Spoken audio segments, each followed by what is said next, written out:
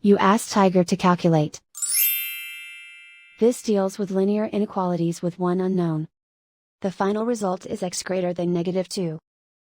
Let's solve it step by step. Group all constants on the right side of the inequality. Add 3 to both sides.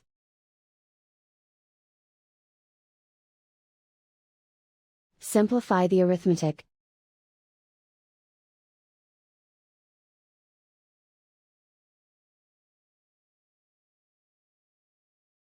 Isolate the x. Divide both sides by 2.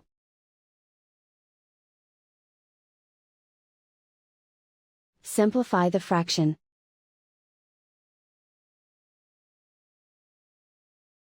Find the greatest common factor of the numerator and denominator.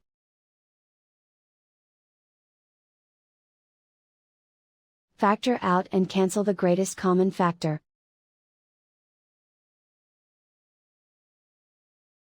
Plot the solution on a coordinate grid.